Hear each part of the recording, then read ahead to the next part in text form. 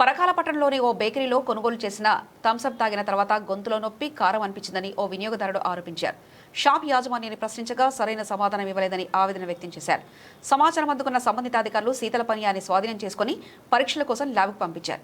ఘటనపై విచారణ కొనసాగుతుంది. 3 గంటల 14 నిమిషాలు తీసుకుపోయిందంటే ఇది మొత్తం స్మెల్ వస్తుంది, మొత్తం కారం వస్తుంది. ఇది నీట్ గా లేదు. ఇది తాగినా కూడా గొంతుల మంట చెందుతుంది. ఇది ఏందని అడిగితే మనోడు స్పందిస్తలేడు. అసలు కంపెనీ వాళ్ళకి పోమంటున్నాడు. కంపెనీ ఇంకా అమ్మింది అంటున్నాడు. మరి ఇంకా ఎవరు అమ్మింది ఎవరు వరకు దీని నుంచి చెప్పాలి. యాజమాన్యం మెయింటైన్ చేస్తున్నారు కదా, సేల్స్ చేసే వీళ్ళే కదా. వీళ్ళు చేసినప్పుడు దీని మీద కూడా ఫుడ్ కార్పొరేషన్ సంబంధించిన అధికారులు, ఈ ఫుడ్ సెక్యూరిటీ అధికారులు ఎవరైతే ఉన్నారో వాళ్ళు కూడా తనిఖీ చేయాలి. ప్రతి షాప్ లో కూడా తనిఖీ చేయాలి. ఫుడ్ అనేది కూడా ఇన్ఫెక్షన్ వస్తుంది. ప్రతి ఒక్క షాప్ లో కూడా ఫుడ్ పాయిజన్ అవుతుంది. దీని మీద అసలు ఇంతవరకు అధికారులు కూడా ఎవరు తనిఖీ చేయడం లేదు.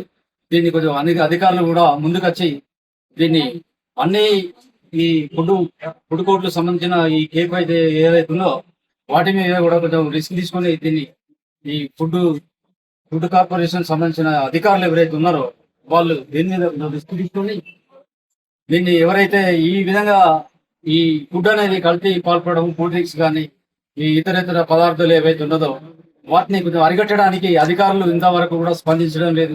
ఈ అధికారులు ఏవైతే ఉన్నాయో ఈ పరకాల మండలంలో ఇంతవరకు వాళ్ళ అడ్రస్ లేదు, వాళ్ళ జాడ లేదు.